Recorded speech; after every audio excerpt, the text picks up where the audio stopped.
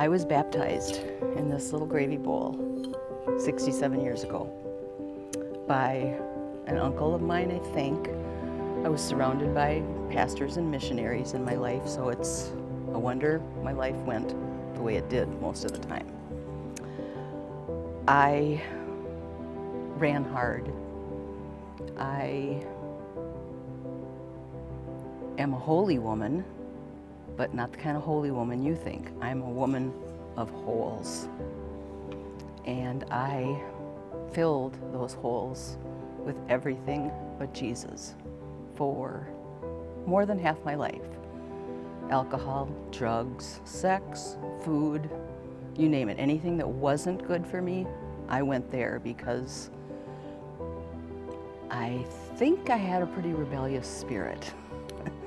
And God has been working on that in and through me my entire life. Surrounded by people who wanted me to give my life to Jesus in the worst way. He was always with me. I just wasn't necessarily always with him.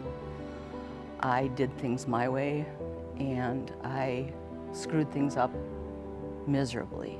Because of bad decisions, bad circumstances, my fault. I've been raped 3 times.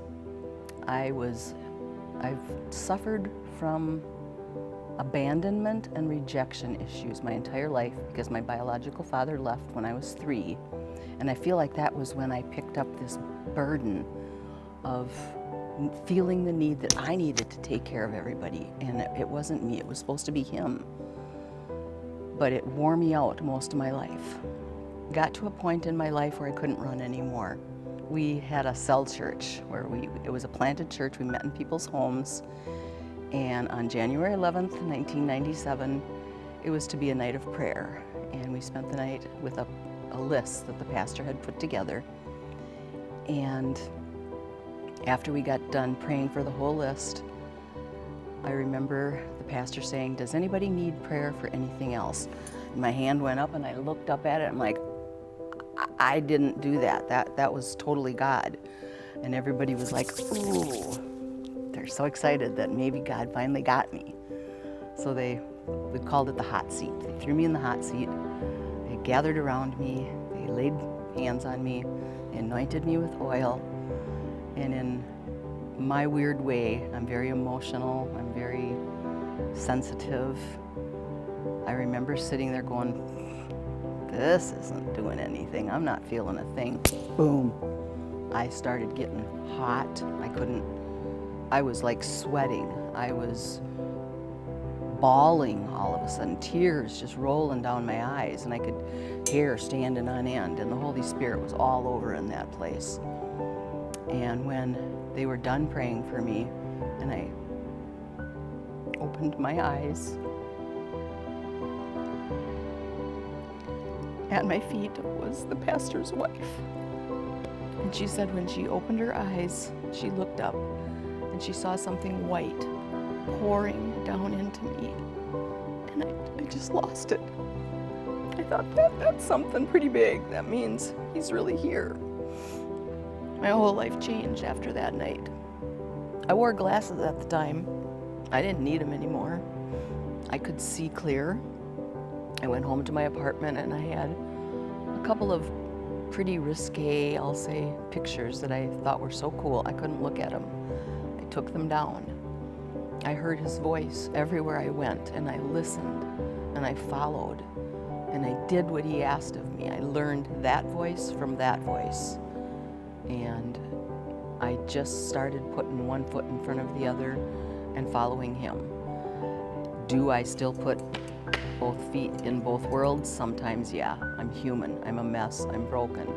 But with Jesus on my side, every time I step out of line, he's right there to gently, usually, and sometimes with a slap to the back of my head, wake me up and send me back down on his path for his plans. And as long and as hard as I ran, he never left me, or I would be dead. There's no reason. Zero. I get to be living proof that there is a God. There is a God who holds you when you're doing stupid stuff.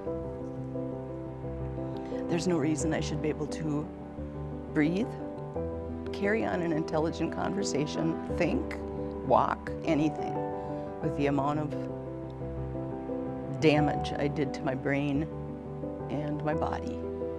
But he saw fit to save me. He's got plans for me, and I'm saying, here I am. I envision, if it's acceptable, taking this little gravy bowl into the baptismal font, and I'd love to have it pour some water on me at the end, just as a reminder that yes, I was baptized as an infant, but now I'm choosing to be baptized using my voice and being able to say, I am his and he is mine.